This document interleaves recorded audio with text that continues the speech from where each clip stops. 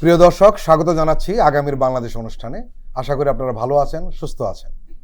অনুষ্ঠানের শুরুতেই চলুন পরিচিত হয়ে নেই আমাদের আজকের দুজন অতিথির সঙ্গে।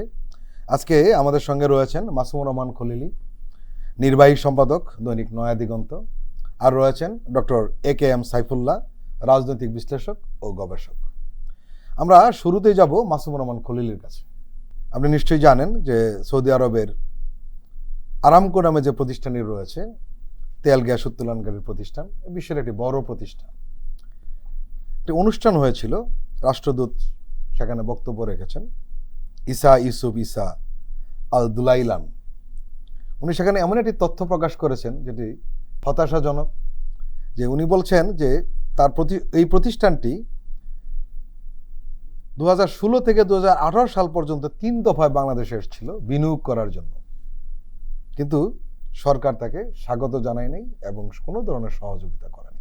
কি বলবেন? আপনি যে খবরটা কথা উল্লেখ করলেন, এটা খুব গুরুত্বপূর্ণ একটা বিষয়। এটা আমরা তখনও জানতাম। সৌদি আরামকো যদিও তাদের তেল এবং গ্যাস সংক্রান্ত একটা কোম্পানি, কিন্তু এটা হচ্ছে সৌদি আরবের প্রধান বিনিয়োগকারী প্রতিষ্ঠান। যেহেতু সৌদি আরব তেল গ্যাসের উপর নির্ভরশীল অর্থনীতি নির্বাহ করে, এজন্য আরামকো সাধারণত দেশের বাইরে বিনিয়োগ করে। সৌদি আরবের শুধু আরামকোর বিনিয়োগ না, আরও একাধিক বিনিয়োগের খবর আমরা জানি যেটা বাংলাদেশ অ্যালাউ করে নাই। এখন প্রশ্ন হচ্ছে কেন অ্যালাউ করলো না? এই জায়গাটা খুব গুরুত্বপূর্ণ। যেমন একটা বলতে পারেন যে সৌদি আরবের পক্ষ থেকে এখানে একটা বোয়িং সংযোজন কারখানা অথবা মেরামতের একটা কারখানা দেওয়ার জন্য তারা প্রস্তাব করছিল উত্তরবঙ্গে, সেটা তখনকার সরকার অ্যালাউ করে নাই।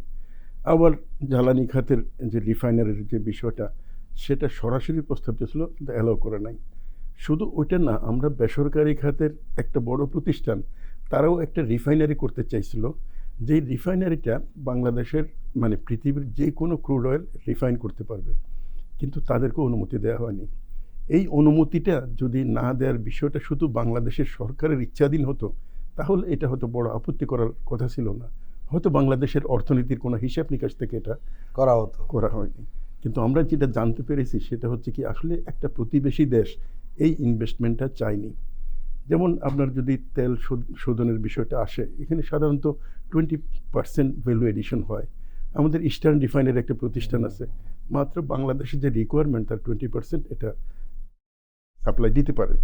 ফলে এখানে রিফাইনারির একটা বিরাট স্কোপ কিন্তু আছে। এর আগে ইরান এ ধরনের রিফাইনারি তৈরির জন্য অফার করেছিল, তখন হয়তো একটা যুক্তি আমরা দেখতে পারতাম, ইন্টারন্যাশনাল একটা ইয়ে ছিল। কিন্তু সৌদি বিনিয়োগের ক্ষেত্রে তো সেটা ছিল না, এবং যেটা একটা বেসরকারি প্রতিষ্ঠানের বিনিয়োগের কথা বললাম, ওখানেও ছিল না। যদি বাংলাদেশ ফিনিশড অয়েল প্রয়োজন হয়, তার যদি 100% রিফাইন করা হয়, তাহলে বাংলাদেশের 20% জ্বালানি খরচ কমে যায়। অন্যদিকে এমপ্লয়মেন্টের একটা স্কোপও হয়। দুর্ভাগ্যজনক থাকে না, ঝুঁকিও থাকে না। দুর্ভাগ্যজনক হচ্ছে কি, বাংলাদেশের অর্থনীতির ব্যাপারে গত 15 বছর এই আগস্টের আগে বাংলাদেশ সরকারের কোনো নিয়ন্ত্রণ ছিল না। আমরা খালি রাজনীতি এবং স্ট্র্যাটেজিক ইস্যুটা জানি, আপনার করিডোর অথবা ট্রানজিট, এই বিষয়গুলো জানি, কিন্তু বাংলাদেশ স্বাধীনভাবে আসলে গত 15 বছরে সিদ্ধান্ত নিতে পারে নাই। এই বিষয়টাই আসলে প্রকাশ করে দিয়েছে সৌদি অ্যাম্বাসেডার। এই জায়গাটাতে আমরা অতীতে কী হয়েছে সেটা তো আছেই, অতীতের উপর বেস করে কিন্তু আমাদের শিক্ষা নিতে হবে। কিন্তু ভবিষ্যতের সিদ্ধান্তটা যেন এমন না হয়, বাংলাদেশের প্রয়োজনের কোনো অর্থনৈতিক সিদ্ধান্ত অন্য কোনো দেশের হস্তক্ষেপে এটা বন্ধ হয়ে না যায়। এমনকি শুধু আমি বিশেষ কোনো রাষ্ট্রের কথা বলবো না, ভারত অথবা অন্য কোনো রাষ্ট্র, এমনকি আন্তর্জাতিক যেসব সংস্থাগুলো আছে, বিশ্বব্যাংক, IMF, তারাও যাতে বাংলাদেশের ইকোনমিক্যালি ভায়াবল কোনো একটা সিদ্ধান্তের ক্ষেত্রে বাধা হয়ে না দাঁড়ায়, এটা এনশিওর করা দরকার। ডক্টর সাইফুল্লাহ ওই অনুষ্ঠানে কিছু প্রস্তাব দিয়েছেন যেগুলো আমাদের জন্য আশাবাদী করে। সেখানে সৌদি রাষ্ট্রদূত বলেছেন যে তারা এখানে বিনিয়োগ করতে আগ্রহী, তারা বঙ্গোপসাগরে একটি তেল শোধনাগার স্থাপন করতে চায়, আর এখানে একটি তেল শোধনাগার থাকলে এবং তেল জাতীয় পণ্য উৎপাদন করলে সেখান থেকে বাংলাদেশ ও এই অঞ্চলে তারা পণ্য সরবরাহ করতে পারবে। উনি আরও কিছু প্রস্তাব দিয়েছেন যে যদি আমরা চট্টগ্রাম থেকে জেদ্দা বা দাম্মামের মধ্যে একটা সমুদ্র পথ তৈরি করতে পারি, বাংলাদেশ ও এই অঞ্চলে বড় ধরনের পরিবর্তন আসবে। এই তেল শোধনাগারের পণ্য চীন, ভারত ও প্রতিবেশী দেশগুলোতে পাঠানো সম্ভব হবে। এটা যদি হয় তাহলে একটা ব্যবসায়িক কেন্দ্র হিসেবে বাংলাদেশ দাঁড়িয়ে যাবে। বিষয়টি হচ্ছে আসলে রাষ্ট্র হিসেবে আমরা কি চাই এটা আমরা বুঝতাম না এতদিন। রাষ্ট্র হিসেবে বিগত সময় আমরা কি চেয়েছি এটা এখন বুঝতে পারছি। আমি সবসময় একটা কথা বলি, রাষ্ট্র বিয়োগ জনগণ আসলে কি থাকে, যেই রাষ্ট্র জনগণকে মাইনাস করে দিয়েছিল ওই রাষ্ট্র আসলে এরকমই হয়। তো আসলে আমরা চলেন স্বৈরাচার বলি, ফেসিবাদ বলি, যত কিছুই বলি, আসলে একটা জিনিস বিষয় দেখেন, যে রাষ্ট্রীয় সিদ্ধান্তগুলো হয়েছিল এগুলো জনস্বার্থ বিরোধী, দেশ বিরোধী। এই যে রাজনৈতিক দলেরা বলেন দেশ বিক্রি করা, এগুলোকে দেশ বিক্রি করা বলে, এভাবেই দেশ বিক্রি হয়ে যায়। মানে আমি আমার স্বার্থে সিদ্ধান্ত গ্রহণ করছি না, অন্য কারোর স্বার্থে করছি। এখান থেকে আমাদের যেটা লার্নিং সেটা হচ্ছে যে আমরা যখন একটা গণতন্ত্রের পথে ধাবিত হচ্ছি, এই সরকার একটা ক্ষণস্থায়ী সরকার, তারা নিজেরাও বলছেন আমরা সবাই এটা বিশ্বাস করতে চাই। আর পরবর্তী যে সরকার আসবেন গণতান্ত্রিক সরকার, তারা যেন এই জিনিসগুলো বুঝতে শেখেন যে জনস্বার্থ বিরোধী কোনো কাজ করা যাবে না। দ্বিতীয় যে বিষয়টি আমি বলছি যে তিনি যেভাবে রিফাইনারিতে বিনিয়োগ করতে চান আরামকো, এটা যদি সত্যিকার অর্থে এটি সম্ভব হয়, সরকার যদি এটাকে বাস্তবে রূপ দিতে পারেন, তাহলে এই চট্টগ্রাম অঞ্চলটা একটা রিফাইনারির হাব হবে। এবং তারা যে ধরনের বিনিয়োগকারী, যাদের যে ধরনের বিজনেস ভলিউম, ওরা আসলে ওইভাবেই আসবে এখানে। এখানে আসলে কী হবে দেখেন, বিনিয়োগের আসলে একটা যেই দেশে বিনিয়োগ হয় ওই দেশটার কী লাভ হয়। প্রথম লাভ হচ্ছে অনেক কর্মসংস্থানের সুযোগ হবে। দ্বিতীয়ত আমাদের কিছু করের সুযোগ আসবে। এটা দুভাবে, উৎপাদন কর আবার রপ্তানি কর, দুটোই। তাহলে আসলে আমরা যখন এফডিআই চাই, যারা অর্থনীতিবিদ বলেন এফডিআই নাই, এফডিআই সংকট, আসলে এফডিআই করলে কান্নাকাটি করলে হবে না। যেটা বলে যে আমরা সবসময় বলি যে বিনিয়োগ বান্ধব পরিবেশ চাই। আসলে বিনিয়োগ বান্ধব পরিবেশটা কি? বিনিয়োগ বান্ধব প্রথম শর্ত হচ্ছে যে সুন্দর একটা নীতিমালা থাকতে হবে। তারপরে এই নীতিমালা যারা প্রয়োগ করবেন তাদের দেশপ্রেমিক হতে হবে। তৃতীয়ত তাদের সৎ হতে হবে। এগুলো যদি আমরা না চাই, আমরা বিনিয়োগ বান্ধব, আমরা শুধু এসো এসো আমার ঘরে এসো যতই গান গাই, কাজ হবে না। পরিবেশ বান্ধব, বিনিয়োগ বান্ধব পরিবেশ করতে চাইলে নীতিমালা, সৎ মানুষ, দেশপ্রেমিক মানুষ, এই তিনটা যদি সমন্বয় না ঘটে, আসলে যা ফলাফল হয় এটা আরামকোর উদাহরণ দিয়ে আমরা বুঝতে পারছি কি হয়। এবং এই নিউজ আরেকটা আছে যে স্যামসাংও বাংলাদেশে বড় একটা বিনিয়োগ নিয়ে এসেছিল, সেটাকে আমরা থেকে তাড়িয়ে দেওয়া হয়েছে, প্রত্যাখ্যান করেছি। আমরা কত শক্তিশালী ইকোনমি যে আমরা বিনিয়োগ প্রত্যাখ্যান করি। যেমন আমরা একটা উদাহরণ দিই যে এক সময় দাতা সংস্থারা ব্র্যাক নামে একটা বড় এনজিও, তাদেরকে টাকা দিতে চেয়েছিল যে তোমরা এই কাজটা করো। ব্র্যাক রিগ্রেট করেছে যে আমাদের এত কাজ, আমরা এই টাকা নিতে কাজ করতে পারবো না। তো আমাদের রাষ্ট্র মনে এমন ক্ষমতাশালী হয়েছিল যে এইসব ছোটোখাটো বিনিয়োগ তাদের দরকার ছিল না। তো এরকম ভাবগতিক দিয়ে আসলে নিজের স্বার্থতা হয়, দলীয় স্বার্থসিদ্ধি হয়, এবং আসলে রাষ্ট্রের কল্যাণ হয় না, জনগণের কল্যাণ হয় না, জনগণ ভুক্তভোগী হয় কেবলমাত্র। মাসুম খলিল, ওই অনুষ্ঠানে প্রধান অতিথি ছিলেন অর্থ উপদেষ্টা সালাউদ্দিন আহমেদ। উনি কিছু কথা বলেছেন যে দুর্নীতি নয় শুধু, এমন কিছু ভুল নীতি ওই সরকার নিয়েছিল যার মূল্য এখন দিতে হচ্ছে। এমনই ওই কথাটা উল্লেখ করেছেন যেটা ডক্টর সাইফুল্লাহ বললেন যে স্যামসাংকে বিমানবন্দর থেকেই তাড়িয়ে দেওয়া হয়েছিল, তাড়িয়ে দেওয়ার শব্দটা ব্যবহার করেছেন, এবং যথারীতি আরামকেও বিমানবন্দর থেকে তাড়িয়ে দেওয়া হয়েছিল। মানে এরা দেশেই এসে কিছু বলবে বা বিনিয়োগ করবে সেই সুযোগটুকু দেওয়া হয়নি। এবং উনি আরও কিছু বলেছেন যে সৌদি আরবের সঙ্গে আমাদের বহুমাত্রিক সম্পর্কের কথা বলেছেন। সব মিলিয়ে এখন যদি এই বিনিয়োগটা হয়, এই ধরনের বিনিয়োগ যদি আসতে থাকে, তাহলে নিঃসন্দেহে আমরা একটা বড় ধরনের ইতিবাচক ফলাফল দেখব।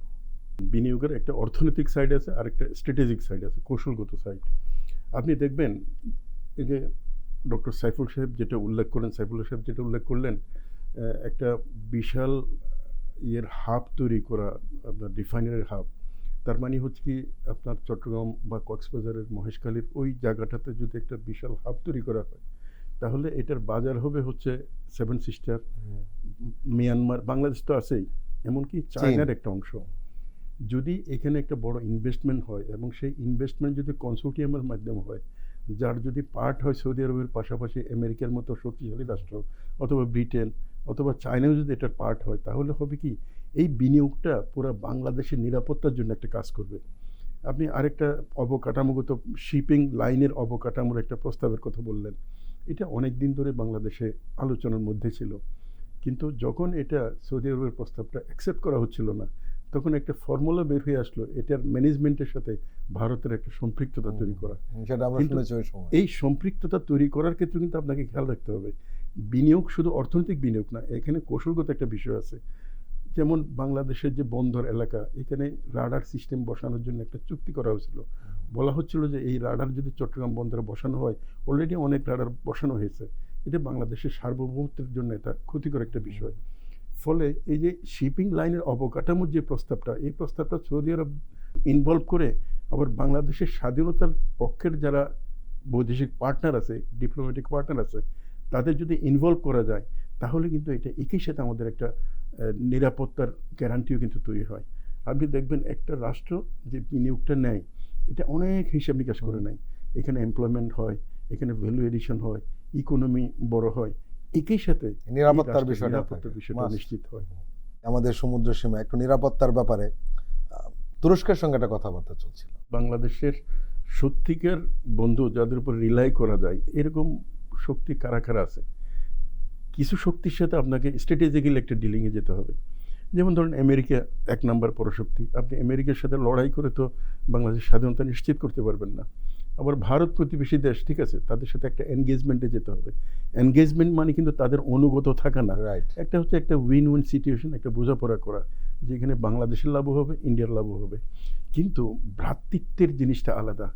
যেমন টার্কির সাথে যে রিলেশনটা আপনার আফ্রিকান বিভিন্ন দেশের সাথে, মধ্যপ্রাচ্যের বিভিন্ন দেশের সাথে হয়েছে, এমনকি ধরুন পাকিস্তানের সাথে তাদের যে প্যাকটা, এটা কিন্তু ভ্রাতৃত্ব সুলভ একটা চুক্তি। বাংলাদেশের নিরাপত্তা যদি আজ যে কোনো কারণে হুমকির মুখে পড়ে, তাহলে সবচেয়ে কাছের ক্যাপেবল একটা রাষ্ট্র হচ্ছে তুরস্ক। তুরস্কের সাথে যদি স্ট্র্যাটেজিক কোনো একটা বৃহত্তর চুক্তি বাংলাদেশ করে, এটা কিন্তু বাংলাদেশের নিরাপত্তার জন্য একটা বড় অগ্রগতি হবে। মাসুম খলিল, আপনার কাছে আসবো। সেটা এসালামের নিয়ন্ত্রিত 4টি ব্যাংক সহ 6টি ব্যাংকের এমডিকে বাধ্যতামূলক অবসর দেওয়া হয়েছে, এবং সেখানে কি কারণে অবসর দেওয়া আছে সেই খবরগুলো এসছে যে বিদেশি একটি সংস্থাতে এটা কাজ করানো হবে, সেখানে অনিয়ম যাতে ঠিকমতো ধরা পড়ে এবং তারা যাতে সেখানে ইন্টারভিউ না করতে পারে, যার কারণে তারা এই পদক্ষেপটা নিয়েছে। আপনি এই বিষয়টি সম্পর্কে আমার একটু জানাবেন আমাদের। আপনি এসালামের কথা বললেন। এসালাম হচ্ছে বাংলাদেশের ব্যাংক লুটপাট করা, ফান্ড নিয়ে যাওয়া, বাইরে টাকা পাচার, এটার জন্য অভিযুক্ত একদম প্রধান একটা প্রতিষ্ঠান।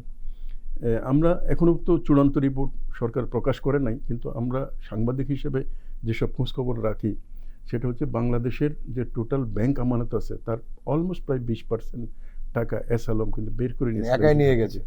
এবং এই টাকাগুলো এখন কিন্তু ক্রমাগতভাবে এটা খেলাপিরিনে পরিণত হচ্ছে।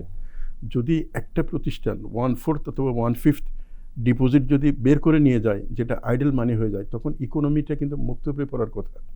তা এখন ধরেন সেন্ট্রাল ব্যাংক ওই সময় কী করছে বা সরকার কী করছে, কীভাবে এটা সম্ভব? বাংলাদেশে 80-র দশকের শেষের দিকে একটা ফাইন্যান্সিয়াল সেক্টরে রিফর্ম করা হয়েছিল।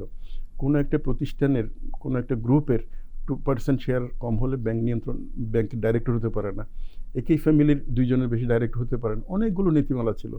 কিন্তু গত 15 বছরে এগুলো কোনো কিছুই কাজ করে নাই, এবং ব্যাংকের প্রতি সেন্ট্রাল ব্যাংকের যে একটা সুপারভিশন, সেটাও কাজ করে নাই। মাসুম খলিল, আমি একটু যোগ করি, আমরা এমনও দেখেছি যে বাংলাদেশ ব্যাংক এমনও নতুন আইন করেছে কোনো একজন ব্যক্তির স্বার্থের জন্য, সালমান এফ রহমানের বিষয়টা নতুন একটা আইনই করেছিল। নতুন একটা আইন না, অনেক বিধিবিধান করা হয়েছে যেগুলো এই লোকগুলো যাতে ব্যাংকের ফান্ডকে বের করে নিয়ে যেতে পারে। এটা এই যে অভিজাত যাদেরকে অলিগার্ক বলি, পলিটিক্যাল অলিগার্ক, এই অলিগার্কদের রাজনৈতিক ক্ষমতার যদি প্রশ্রয় না পায়, তাহলে এটা সম্ভব ছিল না। আপনি 6 জন এমডির কথা বলেছেন, এই এমডিগুলো সহযোগিতা নিয়ে তো টাকাটা বের করা হয়েছে। এই জন্যই তাদেরকে বাদ দিয়ে যদি রিয়েল ইনভেস্টিগেশন হয়, অনেক কিছু বের হয়ে আসবে। এই ক্ষেত্রে একটা গুরুত্বপূর্ণ বিষয় হচ্ছে কি, যারা আসলে হিউজ মানে বের করে নিয়েছে, তাদের টাকার একটা শক্তি আছে। যদি সেন্ট্রাল ব্যাংক পলিসি মেক করে, সেন্ট্রাল ব্যাংকের যদি শীর্ষ পর্যায়ে তাদের লোক থাকে, তাদের স্বার্থ রক্ষাকারী লোক থাকে, অথবা বিগত রিজিমের ঘনিষ্ঠ লোকেরা যদি দায়িত্ব পালন করে, তাহলে আপনি কোনোভাবেই আগাইতে পারবেন না। যেমন সেন্ট্রাল ব্যাংকের একটা গুরুত্বপূর্ণ অর্গান হচ্ছে ফাইন্যান্সিয়াল ইন্টেলিজেন্স ইউনিট। সেই ইউনিটে গত কিছুদিন ধরে, 5 মাস ধরে যিনি দায়িত্ব পালন করেছেন, আমরা অনেক অগ্রগতি দেখতে পাই। কিন্তু এখন শুনি যে এসালাম এবং বিগত রিজিমের ঘনিষ্ঠ ব্যক্তিরা এই পদে যাওয়ার জন্য সামনে চলে আসছে, রিপ্লেস হতে পারে। এবং এটা যদি হয়, তাহলে তো এসালামের অনিয়মগুলো, যে টাকা পাচার ইত্যাদি, এগুলো তো কিছু বের হবে না। তো এই জন্য আমার মনে হয় রাষ্ট্রের যারা সিদ্ধান্ত নিচ্ছেন তাদের অনেক সতর্ক হওয়া উচিত। ডক্টর সাইফুল্লাহ, সেই অ্যাসালম গ্রুপের বিষয়টি আপনি কিভাবে দেখছেন? বাংলাদেশের অর্থনৈতিক সেক্টরে একটা কলঙ্ক হচ্ছে অ্যাসালম গ্রুপ। কারণ একটা রাষ্ট্র কিভাবে একটা প্রতিষ্ঠানকে রাষ্ট্রীয় সম্পদ লুটপাটের ফ্রি লাইসেন্স দেয়, অ্যাসালম হচ্ছে ওটার প্রকৃষ্ট উদাহরণ। আপনি যদি ইকোনমিক লিটারেচার দেখবেন, আপনি দেখবেন একটা টার্ম আছে, স্টেট স্পন্সর্ড প্লান্ডারিং। অ্যাসালম হচ্ছে একটা জ্বলন্ত উদাহরণ কিভাবে স্টেট একটা গ্রুপকে টাকা পয়সা লুটপাট করার সুযোগ করে দেয়। এখন দেখেন আপনি এই সুযোগ পাওয়ার পরে সে যখন টাকাটা নিয়ে গেছে, এখন সে, আমরা পত্রপত্রিকায় দেখি উনি দাবি করছেন যে আমি বাংলাদেশের নাগরিক না। মানে আমি ওই যে একটা প্রবাদ ছিল, কাজ করে রামসাম মোটা হয় সামওয়ান। তো এখন বাংলাদেশের শ্রমিকরা, বাংলাদেশের কৃষকরা কাজ করবেন, টাকা জমাবেন, ওনারা টাকা নিয়ে বলবেন যে আমি আর বাংলাদেশের নাগরিক না, আমাকে তুমি ছুতে পারবে না। যে উদাহরণটা ঠিক এমন, ইরাকে একবার একটা ঘটনা ঘটেছিল। ইরাকের যে ওয়েল মিনিস্টার ছিলেন সাদ্দামের পতনের পর, তো উনি খুব ভালো মানুষ, সরকার তাকে অয়েল মিনিস্টার করেছে। তো অয়েল মিনিস্টার করেছেন কি, ইরাকে একটা তখন নতুন আইন ছিল, এটা কার সুবিধার্থে করেছিল জানি না, যে যদি ইরাকি নাগরিক না হয় তাহলে সিকিউরিটিরা তারা অ্যারেস্ট করতে পারবে না। তো ওই ভদ্রলোক অনেক বছর সাদ্দামের সময় এক্সাইল ছিলেন, তো বিদেশি নাগরিক, তো এটা তো জানতো না। উনি 6 মাসে অলমোস্ট $60 মিলিয়ন চুরি করেছেন, এবং ওই রেজিমেই ওইটা যখন প্রকাশ হয়ে গেছে, সরকারের তো দায়, তাকে অ্যারেস্ট করতে গেছে। সে বলছে আমি তো আমেরিকান নাগরিক, তুমি আমাকে অ্যারেস্ট করতে পারো না। তো ওরা তখন আইনটা পরিবর্তন করবে, আইন পরিবর্তন করতে করতে চলে গেছে না পরে আমেরিকা। এই সুযোগগুলো যদি রাষ্ট্র করে না দেয় তাহলে আসলে হয় না, বাস্তবতা এটাই। তো আমাদের জন্য যে দুঃসংবাদ সেটা হচ্ছে একটা প্রতিষ্ঠান না, 6টা ব্যাংক, এবং এই ব্যাংকের তদন্তগুলো যিনি করছেন, এটা শুনেছি আন্তর্জাতিক প্রতিষ্ঠান, নামটা আমরা এখনো জানি না কারা এটা করছেন। তো যে কোনো তদন্তের সময় আমরা আইনি প্রক্রিয়ায় জানি যার বিরুদ্ধে তদন্ত হবে তিনি যদি দায়িত্বে থাকেন তিনি এটাকে প্রভাবিত করার চেষ্টা করেন, এটা খুবই স্বাভাবিক। আমরা হিউম্যান বিইং, আমার বিরুদ্ধে তদন্ত হলে আমি তো চেষ্টাই করবো যাতে আমার দোষটি ভুলভাল যাতে মানুষ না জানতে পারে। তা আমি যদি চেয়ারটায় বসে থাকি, এটা আসলে কঠিন। যত এক্সপার্ট। ডক্টর সাইফুল্লাহ, একটা সমস্যা হয়েছিল ওই সময় যে তো সমস্ত লুটপাটের সাথে প্রধানমন্ত্রী নিজে এবং তার পরিবার কিভাবে জড়িত ছিল, আমরা এখন লন্ডনে নানান ধরনের ফ্ল্যাট আবিষ্কার করতে দেখছি তার পরিবারের লোকদের। রাষ্ট্র আসলে কি? রাষ্ট্র তো একটা অ্যাবস্ট্রাক্ট জিনিস। রাষ্ট্র যারা চালান, রাষ্ট্রের যারা চালক, তারাই তো রাষ্ট্রের প্রতিভূ। এখন তারা যদি এই কাজগুলোতে সহযোগিতা, প্রশ্রয় না দেন, তাহলে এই কাজগুলো সংগঠিত হতে পারে না, অসম্ভব। পৃথিবীর কোনো রাষ্ট্রেই সম্ভব না, শুধু বাংলাদেশ কেন। আপনি সুশাসন দরকার নাই, যদি রাষ্ট্র ব্যবস্থা থাকে। রাষ্ট্রের আমরা যদি আপনি চোখ বন্ধ করে কাউকে বলি, কীভাবে বলেন যে একটা রাষ্ট্র সচল আছে, উত্তরটা কি? প্রথম কথা হবে যে রাষ্ট্রে আমার নিরাপত্তা আছে, পুলিশ বাহিনী আছে। দ্বিতীয় কথা কি, রাষ্ট্র আমার কাছে কর আদায় করে, এই পুলিশ বাহিনীকে খাওয়াতে হবে, চালাতে হবে। আর কি, রাষ্ট্র আমাকে কিছু সেবা দেয়। 3টা তো বেসিক। এখন এই রাষ্ট্রে যদি যারা নিরাপত্তা দেবে তারা যদি কাজ না করে, আবার রাষ্ট্র যদি তাকে প্রতিপালন করে, তাহলে এটা কনক্লুশনটা কি? গোটা বিষয়টা উল্টে যায়। তাহলে এইরকম পরিস্থিতি আমরা বিগত 16 বছরে প্রত্যক্ষ করেছি। কেউ বলার সুযোগ পেয়েছেন, কেউ বলার সুযোগ পাননি। তো যার ফলে হয়েছে কি, এটা যারা সুযোগ পেয়েছেন তারা বলেছেন, এবং তারা খুব নরম স্বরে বলেছেন, খুব গলা উঁচিয়ে বলার সাহস অনেকেরই ছিল না, প্রায় কারোই ছিল না। তো ওইরকম একটি পরিস্থিতিতে যদি নাগরিক সমাজ এটাকে প্রতিবাদ না করে, প্রতিরোধে সচেষ্ট না হয়, এই অবস্থা চলতেই থাকে। এবং সেটা আমরা দেখেছি 1 বছর 2 বছর নয়, 1 যুগের বেশি চলেছে। যার ফলে অ্যাসালম সাহেবের মতো লোকরা আঙ্গুল ফুলে কলা গাছ হয়েছেন, এবং কলা গাছ না, আসলে বটবৃক্ষ হয়েছেন। প্রিয় দর্শক, আমরা এখন একটি বিরতি নিচ্ছি, আমরা এক্ষুনি ফিরছি, আপনারা আমাদের সঙ্গেই থাকুন।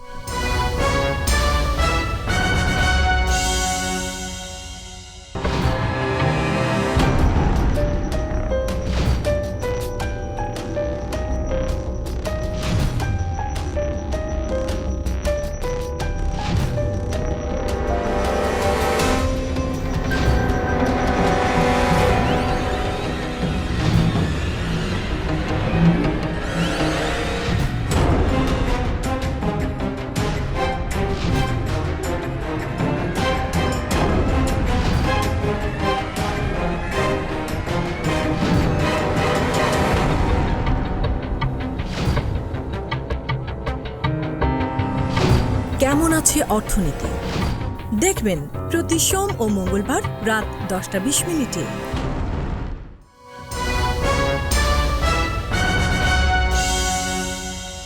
আবারও স্বাগত আগামীর বাংলাদেশ অনুষ্ঠানে। আজকে আমাদের সঙ্গে অতিথি হিসেবে রয়েছেন সাংবাদিক মাসুমুর রহমান খলিলি এবং রাজনৈতিক বিশ্লেষক ও গবেষক ডক্টর সাইফুল্লাহ। মাসুমুর রহমান খলিলি, এই অন্তর্বর্তীকালীন সরকারের কয়েকটি সিদ্ধান্তে নিয়ে বিতর্ক তৈরি হয়েছে। আমরা দেখেছি তারা কিছু সিদ্ধান্ত নেন, পরবর্তী সময় আবার পরিবর্তন করে দেন। এটা ভালো যে তারা সমালোচনাটা আমলে নিচ্ছেন, কিন্তু প্রশ্ন হলো তারা আগে সচেতন হন না কেন? এর মধ্যে একটি ঘটনা যে ভারতে প্রশিক্ষণে যাচ্ছেন বিচারিক আদালতের 50 বিভাগীয় কর্মকর্তা, এর মধ্যে খবর বের হয়। পরবর্তী সময় দেখা যায় তারা যাচ্ছেন না, প্রজ্ঞাপন জারি করে সেটি বাতিল করা হয়েছে, অনুমতিটা বাতিল করা হয়েছে।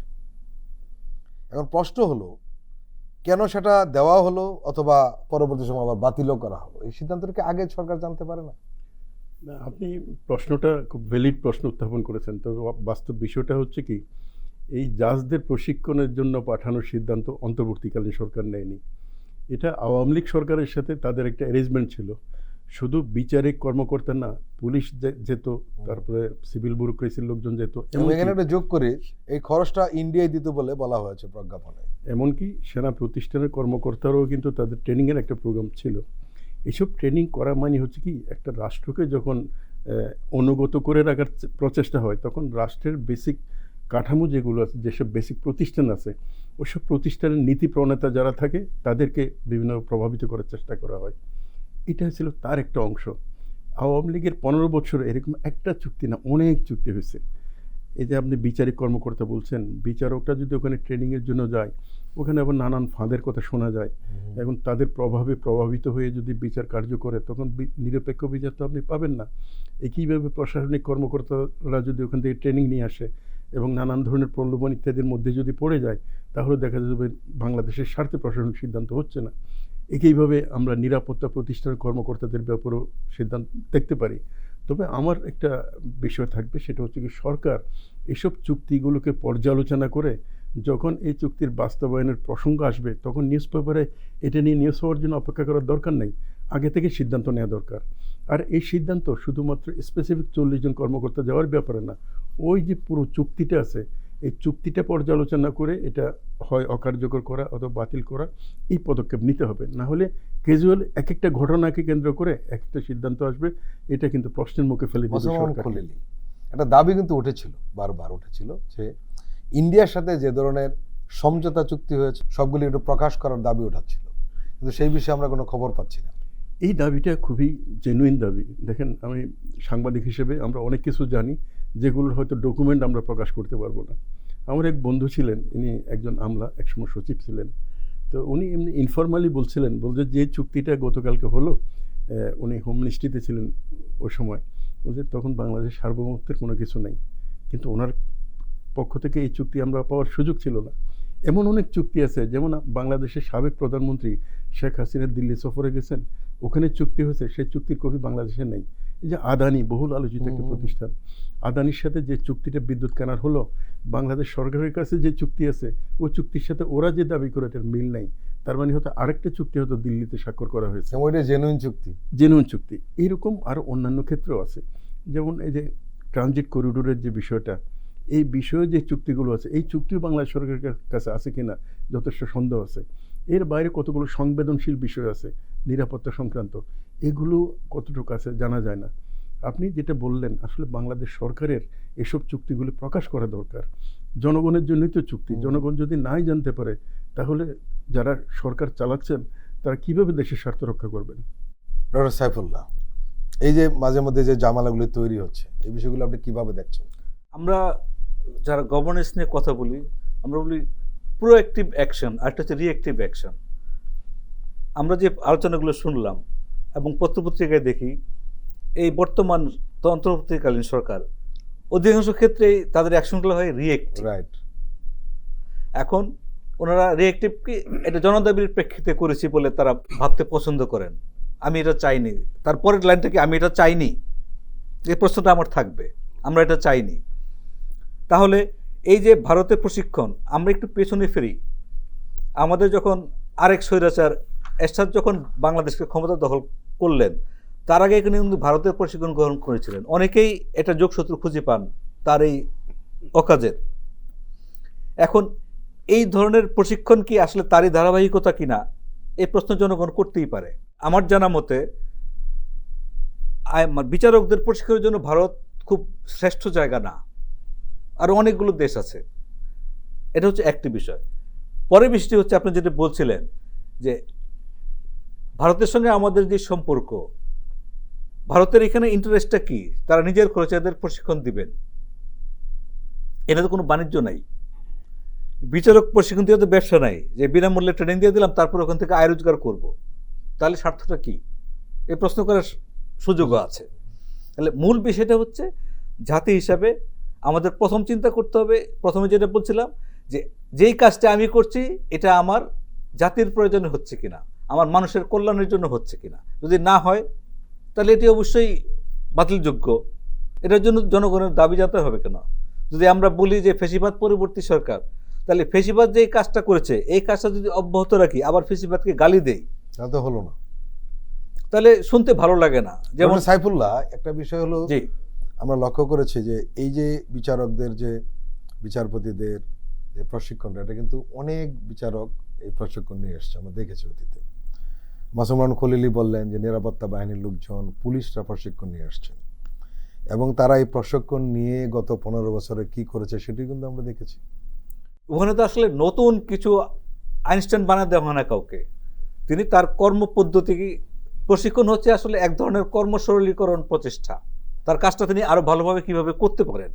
এখন এই যে শাইনিং প্রসেস বলা হয়, ট্রেনিং হচ্ছে যে একটা ছুরি যখন ভোতা হয়ে যায়, জং পড়ে যায়, তাকে শার্প করে দেয়, শাইন করে দেয়। এখন এই শাইনিং এর টার্গেটটা কি, এই ছুরিটা কোন ভূমিকা রাখবে, সেটা এই একটা ছুরি বড় দিয়ে কি কলা গুরুত্বপূর্ণ। গাছ কাটবে না আম গাছ কাটবে, এটা তো যিনি শেখাবেন তিনি গাইড করবেন। তো এটি সবার মনে রাখতে হবে। সিইসি একটি বক্তব্য রেখেছেন রোববার, মানে রাজধানীতে ভোটার তালিকার হালনাগাদের তথ্য সংগ্রহকারী এবং সুপারভাইজার যারা আছে তাদের প্রশিক্ষণ কর্মশালায় উনি কিছু কথা বলেছেন যে মানুষ এতদিন বঞ্চিত হয়েছে, ভোটাধিকার ফেরাতে চাই। তবে উনি যে একটি কথা বলেছেন সেটি হলো যে যদি সত্যিকারের ভোটাধিকার প্রয়োগের ব্যাপারটা ফিরিয়ে আনতে হয় তাহলে কিছু সংস্কারের প্রয়োজন হবে এবং অনেক জায়গায় হাত দিতে হবে, এমনকি সংবিধানেও হাত দিতে হবে। এই বিষয়টিকে আপনি কিভাবে দেখছেন? প্রধান নির্বাচন কমিশনার যে কথা বলেছেন এটা অত্যন্ত তাৎপর্যপূর্ণ। এর মধ্যে কিন্তু আমরা একটা বক্তব্য শুনতে পাচ্ছি, সেটা হচ্ছে বয়স ভোট দেওয়ার 17 বছরে নামিয়ে আনা। তার মানে 18 বছর ছিল, 17 বছর করা। এটা যদি করতে হয় তাহলে তো সংবিধানে হাত দিতে হবে, সংস্কার করতে হবে। এবং এটা করা হলে পরে তাহলে হয়তো প্রায় 60 লক্ষের মতো ভোটার বাড়বে। আসলে ছাত্ররা এই পরিবর্তনে, ফ্যাসিবাদ বিরোধী আন্দোলনে একটা গুরুত্বপূর্ণ ভূমিকা পালন করছে। যদি তারা একটা রাষ্ট্রকে উদ্ধার করতে পারে তাহলে তারা একটা ভোট দিতে পারবে না, এটা তো আশা করা যায় না। আমার মনে হয় যারা এটা চিন্তা করছেন 17 বছর বয়সে ভোট দেয়া, ওয়েস্টার্ন কান্ট্রিতে 15 বছরে ভোটাধিকার পায়, এরকমও কিন্তু অনেক দৃষ্টান্ত আছে। তো এই সংস্কারগুলো যদি করতে হয় তাহলে তো অবশ্যই ব্যবস্থা নিতে হবে। এর বাইরে আরও অনেকগুলো সংস্কার আছে যেটার সাথে সংবিধানের সম্পর্ক রয়েছে। ভোটাধিকারের অবাধ প্রয়োগের একটা বিষয় আছে। যেমন আপনার যে সিস্টেম যেটা আলোচনা হচ্ছে, আইনসভা 2 কক্ষ বিশিষ্ট হবে না 1 কক্ষ বিশিষ্ট হবে, আর সংসদের আসন সংখ্যা কি 300 হবে নাকি 400 হবে না 350 থাকবে। তারপর আরো প্রশ্ন হচ্ছে প্রেসিডেন্ট নির্বাচনটা কিভাবে হবে। যেমন একটা বড় প্রশ্ন আসছে, প্রেসিডেন্ট নির্বাচন কি পরোক্ষভাবে হবে নাকি সরাসরি ভোটে হবে। যদি সরাসরি ভোটে প্রেসিডেন্ট নির্বাচন হয় তাহলে এখন প্রেসিডেন্টের যে সীমিত ক্ষমতা, নিশ্চয়ই সেই ক্ষমতা বাড়াইতে হবে।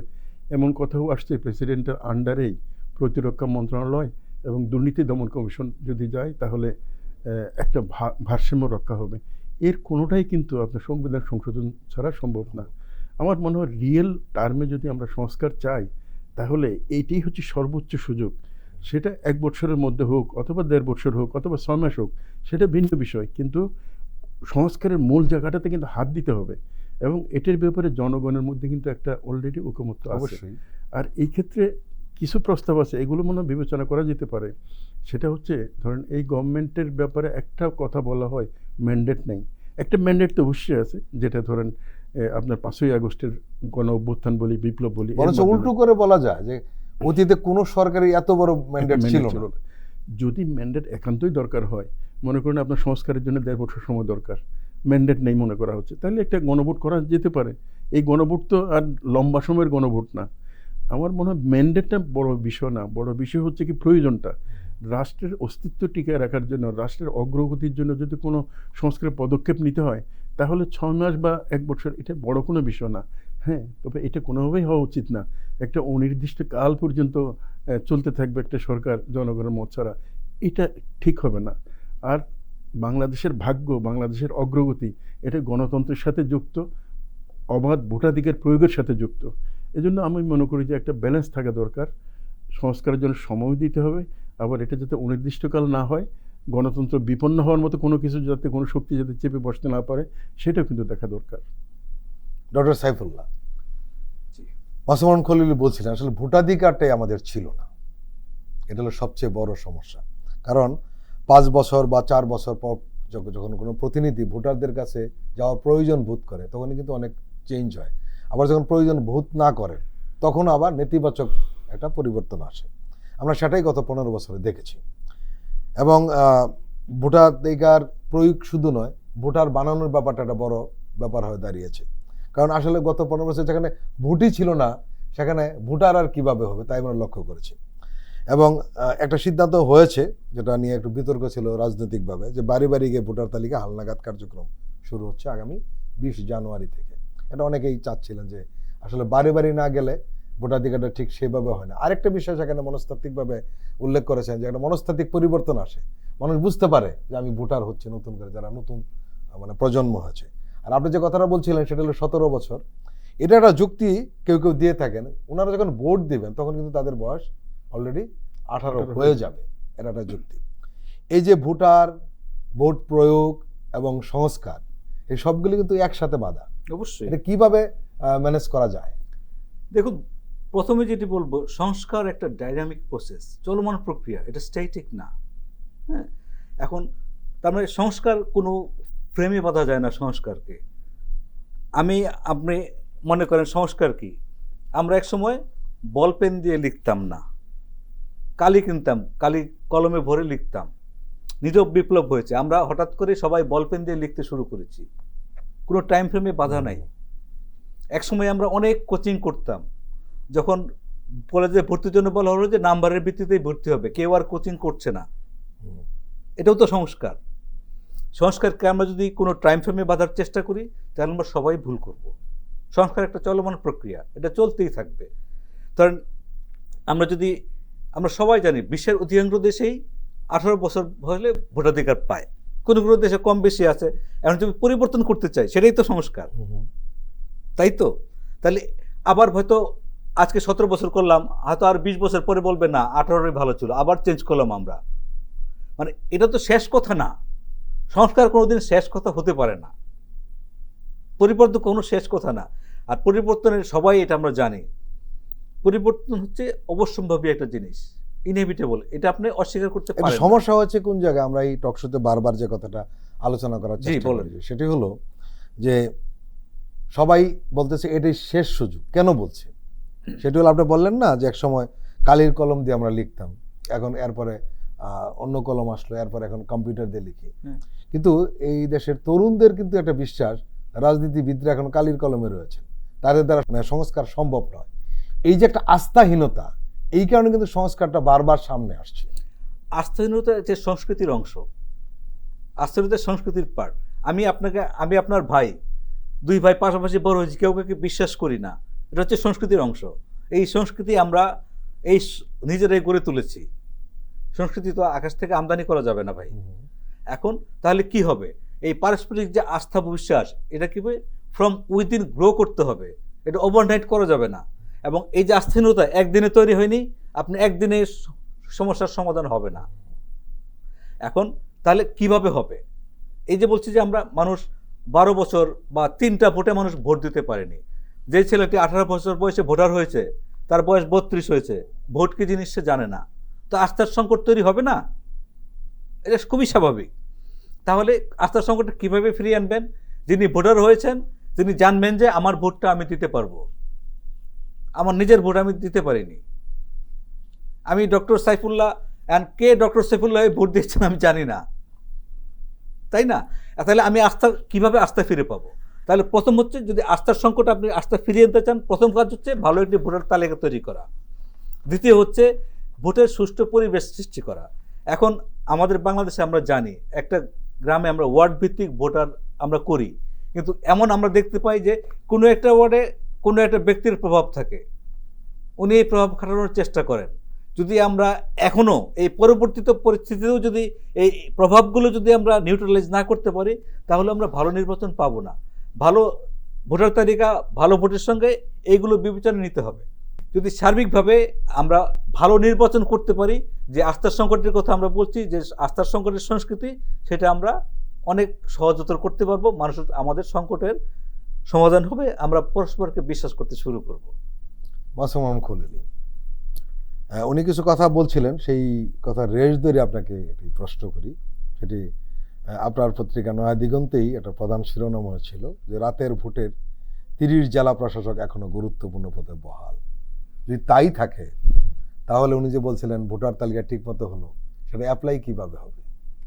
আপনি খুব গুরুত্বপূর্ণ একটা ইস্যু তুলছেন। প্রশাসন রাতারাতি পরিবর্তন করা যায় না, এটা একটা লম্বা সময়ের মধ্যে যায়। আপনি জেলা প্রশাসকের কথা বললেন। জেলা প্রশাসক হচ্ছে কর্মকর্তাদের মধ্যে বাছাই করে একটা ফিট লিস্ট তৈরি করা হয়। সেই ফিট লিস্ট তৈরি করে তারপর তাদের পদায়ন করা হয়, এবং যখন যে রাজনৈতিক সরকার থাকে চেষ্টা করে হচ্ছে তাদের পক্ষের লোক আনার জন্য। বিশেষ করে গত 15 বছর এটা খুব একেবারে সরাসরি ছিল আর কি। সেটা তো ঠিকই আছে, কিন্তু যে নির্বাচনটার কথা আপনি বললেন, এটা তো কোনো নির্বাচনই হয়নি, রাত্রে ব্যালট বাক্স ভরা হয়েছে। এবং এই যে রাত্রে ব্যালট বাক্স ভরার যে টোটাল নাটকের মূল ব্যক্তি হলেন জেলা প্রশাসক। ওই আমলে যারা এই কাজ করছে তাদেরকে যদি অন্তর্বর্তীকালীন সরকারের আমলে গুরুত্বপূর্ণ পদে রাখা হয়, তারা হয়তো এখন ডিএস নাই, তারা জেলা প্রশাসক হবে না।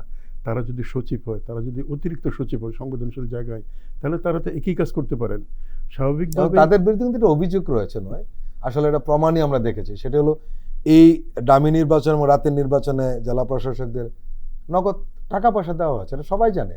এসপি এবং জেলা প্রশাসক টাকা পয়সা নিয়েছেন এবং এটা কন্ট্যাক্ট করেছেন, ইঞ্জিনিয়ারিং করেছেন। এটা কিন্তু গোপন কোনো তথ্য নয়।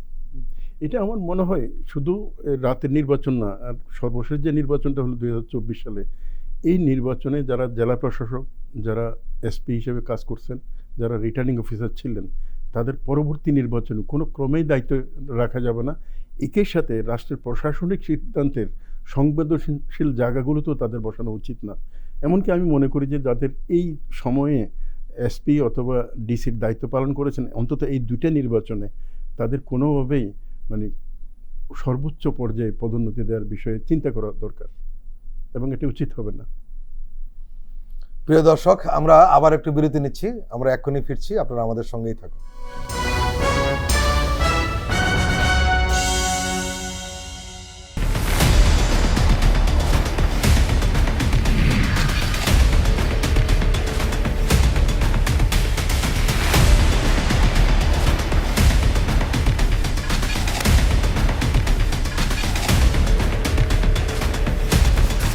নিপীড়নের গল্প, প্রযোজনা মোহাম্মদ হাসান রিয়াদ ও গোলাম মোর্শেদ। দেখবেন প্রতি শুক্র ও শনিবার সন্ধ্যা 7টায়।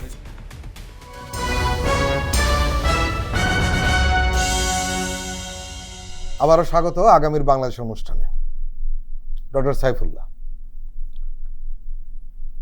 জুলাই গণঅভ্যুত্থানের ঘোষণাপত্র নিয়ে একটা বিতর্ক তৈরি হয়েছিল এবং উত্তেজনাও তৈরি হয়েছিল, এবং রাজনৈতিক দলগুলোর মধ্যে এ নিয়ে একটা তুলকালাম কাণ্ড ঘটার মতো উপক্রম হয়েছিল। কিন্তু সেটা একটা সমাধান হয়েছে যেভাবেই হোক। এবং এই প্রসঙ্গে আপনারা জানেন যে বৈষম্য বিরোধী ছাত্র আন্দোলন 15ই জানুয়ারির মধ্যে এটি ঘোষণা করার জন্য দাবি জানিয়েছে, এবং সরকার কথা দিয়েছেন যে তারাই এইটা ঘোষণা করবেন। এবং এই বিষয়টি সম্পর্কে প্রধান উপদেষ্টার প্রেস সচিব শফিকুল আলম একটি সংবাদ ব্রিফিংয়ে রোববার জানিয়েছেন যে দলগুলোর সঙ্গে আলোচনা সরকার শুরু করেছে, এবং সেই আলোচনার সাপেক্ষেই গণঅভ্যুত্থানের ঘোষণাপত্র খসড়া তৈরি হবে এবং সেটা ঘোষণা করা হবে। আপনার কি মনে হয় সেটা এই সময়ের মধ্যে পারবে? ধরুন আমরা ছোটবেলায় শিখেছি, আমাদের শেখানো হয়েছে ইচ্ছা থাকিলে উপায় হয়। যদি সরকার আন্তরিক হয় এবং যারা অন্যান্য স্টেক হোল্ডার আছেন, অংশীজন আছেন, তারা যদি আন্তরিক হন, এটা খুব বড় কাজ না, সম্ভব। এখন কথা হচ্ছে যে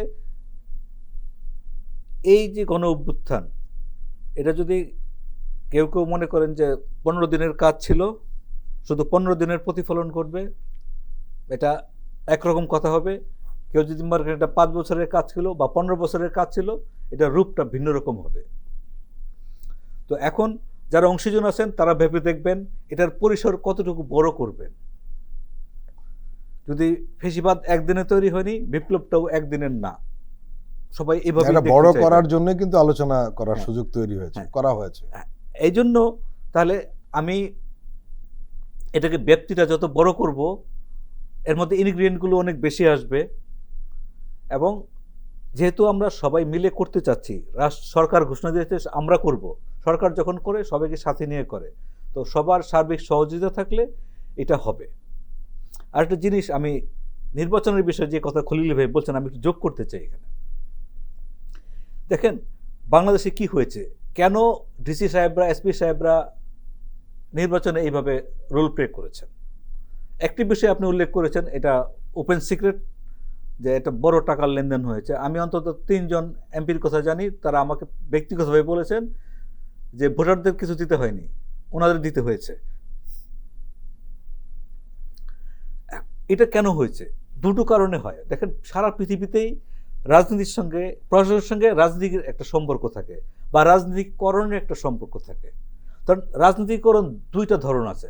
একটা ধরন হচ্ছে যারা রাষ্ট্রীয় ক্ষমতায় থাকেন তারা রাজনীতিকরণ করেন, যেমন একটা আমরা পলিটিক্সের কথা থেকে প্যাট্রন ক্লায়েন্ট রিলেশনশিপ, যে আমি আমার কিছু লোককে সুবিধা দিব। কিন্তু এখন এটা কিন্তু এই গত 16-17 বছরে কিন্তু রূপটা এরকম ছিল না, কিছু লোককে সুবিধা দিব না, পুরো প্রশাসন ব্যবস্থাটাকে আমি গিলে ফেলবো, এটা ছিল প্রক্রিয়া। তো যখন পুরো প্রশাসন ব্যবস্থাকে আপনি গিলে ফেলবেন, এটা তো আপনি এইভাবে উদ্গীরণ করবেন, এটা স্বাভাবিক প্রক্রিয়া। মাসুমান খলিল, ওই প্রেস কনফারেন্সে আমরা যে বিষয় নিয়ে আলোচনা করছিলাম, প্রধান উপদেষ্টার প্রেস সচিব শফিকুল আলমের বক্তব্য নিয়ে, ওই প্রেস কনফারেন্সে উনি কিন্তু আরেকটি কথা বলেছেন যে সুনির্দিষ্ট তারিখটা দেওয়া ঠিক হয়নি। এর মানে আমরা ধরে নিতে পারি যে 15 তারিখে হচ্ছে না। আমার ধারণা এটা 15 তারিখের মধ্যে হবে না। আসলে মূল জিনিসটা কি, ঘোষণায় হয়তো অনেক সাবজেক্ট আসবে, মূল সাবজেক্টটা হচ্ছে সংবিধান 72 সালের যে সংবিধান, এটা কি থাকবে না থাকবে না, মানে এটা কি বাতিল করে নতুন সংবিধান করা হবে নাকি ওটা কন্টিনিউ করবে, এর মধ্যে অথবা সংশোধন করা হবে, এটাই তো। এবং এই জায়গাটাতে স্টেক হোল্ডারের কথা বললেন ডক্টর সাইফুল্লাহ সাহেব, এটা যথার্থই বলেছেন। স্টেক হোল্ডারের মধ্যে শুধু সরকার না, একই সাথে যে ফেসিবাদ বিরোধী যে রাজনৈতিক শক্তি, যাদের উনি বললেন 15 দিনের একটা আন্দোলনের ব্যক্তি আর একটা 15 বছরের আন্দোলনের ব্যক্তি। আমরা যদি 15 বছরের আন্দোলনের ব্যক্তির কথা হিসাব করি, তাহলে ওখানেও গুরুত্বপূর্ণ স্টেক হোল্ডার আছে। সব স্টেক হোল্ডার এক না হয়ে এত বড় সিদ্ধান্ত নেওয়া খুব কঠিন। যদি একমত না হতে পারে, তাহলে ধরেন প্রেসিডেন্ট হিসেবে শাহাবুদ্দিন চপ্পু সাহেব থাকবেন কি থাকবেন না, ওইটার যে পরিণতি হয়েছিল, একই ধরনের একটা পরিণতি হয়তো এখানেও হতে পারে। আর যদি ওনারা একটা জায়গায় আসতে চান, আসেন, তাহলে হয়তো এটা বাস্তবায়ন হবে। তবে আমার মনে হয় না 15 তারিখের মধ্যে হবে। মাসুমান খলিল, আমরা যতটুকু জানি সেটি হলো যে এই গত 15 বছরে বিএনপি বা জামাতের যে স্যাক্রিফাইস, তাদের যে বিপর্যয়, খুন গুম ফাঁসি কি না সব কিছু স্বীকার হয়েছে। সেই প্রসঙ্গগুলো কিন্তু এই ঘোষণাপত্রে আনার ব্যাপারে বৈষম্য বিরোধী ছাত্র আন্দোলনের নেতাদের কিন্তু আপত্তি নেই, এটুকু আমরা জানি, ভালো করে জানি, তাদের আপত্তি নেই। এখন ওই আপনি যে কিছু বিষয় উল্লেখ করলেন, সংবিধান সংশোধন, আরো কিছু কিছু বিষয় যে রয়েছে, সেই বিষয়গুলি কিভাবে ডিল হয় সেটি আসলে দেখার বিষয়। আসলে এই জায়গাটাতে বিএনপির একটা জেনুইন কনসার্ন আছে। কনসার্নটা হচ্ছে কি, আমরা যদি মানে বিষয়টাকে এতটাই উন্মুক্ত করে দেই যেটা আসলে ক্লোজ করতে আর 1 বছর 1.5 বছরের মধ্যে সম্ভব না হয়, তাহলে একটা লম্বা এক্সট্রা কনস্টিটিউশনাল গভর্নমেন্টের কন্টিনিউটি করার আশঙ্কা তৈরি হয়। সেই আশঙ্কার জায়গাটাতে কিন্তু বিএনপির আপত্তি করে আর কি। যদি এই কনসার্নটা অ্যাড্রেস করা যায়, তাহলে নিশ্চয়ই এক জায়গায় আসবে। কারণ এই সরকার তো কন্টিনিউ শাসন করার কোনো সম্ভাবনা আমরা দেখছি না, অথবা তাদের অ্যাডভাইজারদের সাথে কথা বললেও আমরা বুঝি তারা অনির্দিষ্টকাল থাকবেন না। অন্তত প্রধান উপদেষ্টা তো নয়। হ্যাঁ, এরপর তো নিশ্চয়ই একটা নির্বাচন আসবে। তাহলে সেই নির্বাচনে জনপ্রিয় দল হিসেবে কিন্তু বিএনপি হয়তো ক্ষমতায় আসবে, এটা অনেকটা নিশ্চিতভাবেই বলা যায়। আর অন্য স্টেক হোল্ডার যারা আছে তারা হয়তো এখানে অপোজিশন লিডার হবে। আর যদি তারা একটা জোট করে ইলেকশন করে তাহলে হয়তো সব দলই ক্ষমতার একটা অংশীদারিত্ব পেতে পারে। সেটা কি হবে এটা হচ্ছে ভবিষ্যতের ব্যাপার। তবে আমার মনে হয় সবারই একটা গ্রহণযোগ্য রাস্তায় যদি নিজেদের মতকে বিসর্জন দিয়ে আসা হয়, এটা সবার জন্য কল্যাণকর। আর ইমিডিয়েট যাদের ক্ষমতায় আসার সম্ভাবনা আছে তাদের জন্য অনেক বেশি কল্যাণকর। আর এর বিপরীত চিত্র যদি এমন হয় যারা একসাথে ত্যাগ স্বীকার করছে 15 বছরে, তারা যদি আবার নিজেদের ভিতরে লাঠালাঠি, বিরোধ, বিসম্বাদ এগুলোতে লেগে যান, তাহলে ক্ষতি যেটা সেটা কিন্তু এক দলের না, সবারই হতে পারে। অনেক সময় আমরা দেখি কি একদম সাফল্যে আমার সামনে আসার পর এটা অধরা হয়ে গেছে। এরকম কোনো কিছু যাতে না হয় এই বিষয়ে আমার মনে হয় পরিণামদর্শী একটা চিন্তা এবং সিদ্ধান্ত সকল পক্ষের নেওয়া দরকার। Doctor A K M. সাইফুল্লাহ এবং মাসুমুর রহমান খলিলি, আপনারা আমাদের দীর্ঘ সময় দিয়েছেন, আপনাদের দুজনকে আন্তরিক ধন্যবাদ। আপনাকে ধন্যবাদ। ধন্যবাদ। প্রিয় দর্শক, আজকের অনুষ্ঠান আমরা এখানেই শেষ করছি। আপনারা ভালো থাকবেন, সুস্থ থাকবেন। আল্লাহ হাফেজ।